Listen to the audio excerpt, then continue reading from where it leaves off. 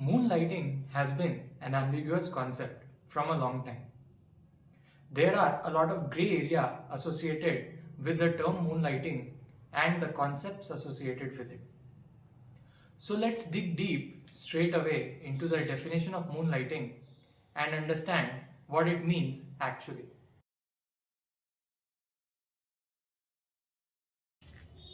Moonlighting basically means taking up an assignment outside of your work. This assignment could be anything, either related or unrelated to your first job. So what is the difference between freelancing and moonlighting?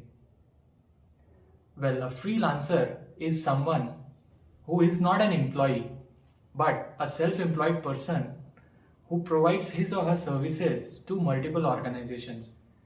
While in case of moonlighting, a full-time employee holds multiple jobs. As an instance, you can be a marketing person in your 9 to 5 work hours and you can moonlight as a DJ in your evening hours. And hence the association with the term moon, as these jobs are mostly done in the evening hours. So why do people moonlight? Well, there are numerous reasons why people might moonlight. Number one, it could be for passion. Number two, to earn an extra income. Number three, to maximize their talent. Number four, for the sake of financial security. There are numerous portals these days available to provide moonlighting opportunities as per the interests and skill sets that a person might be looking for. Fiverr, Upwork, TopTal, Simply Hired, Flex Jobs, and the list goes on. As per a survey by Kotak Institutional Equities, 65% of IT people in India know someone who is pursuing part-time job apart from doing a full-time job. So what is the debate all about? Why some employers are worried about moonlighting?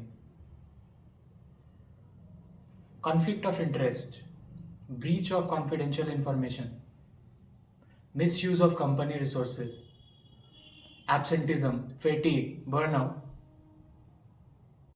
Argument in support of moonlighting. If an employee can do more and earn more, why shouldn't he? Provided it does not get in the way of his primary job. Also, an employee who keeps learning is always an asset. So what does the law say? The Factories Act of 1948 prohibits dual employment in India, but it does not regulate engagement of employees across all sectors. It only regulates laborers in factories. The most important document to refer in this case is the job contract signed between the employer and the employee. Its terms and conditions decide whether or not you can take a second assignment. Two clauses to watch out for are non-compete clause, single employment clause. Is it ethical? You have to spend 9 hours of your daily time on your work as per your contract. 24 minus 9, that is equal to 15 hours, is the time that you have daily apart from your work hours. What you do in these 15 hours should not be anybody's concern. As long as you are not leaking out sensitive information, you should not be in conflict of interest and in breach of your contract. So is moonlighting the future? Well, times are changing and so is the work culture.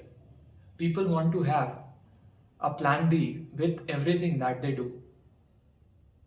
It is also normal to have multiple sources of income, especially when you know how unstable the economy is right now. People want to hone different skill sets. So what should employers do? Come up with a moonlighting policy.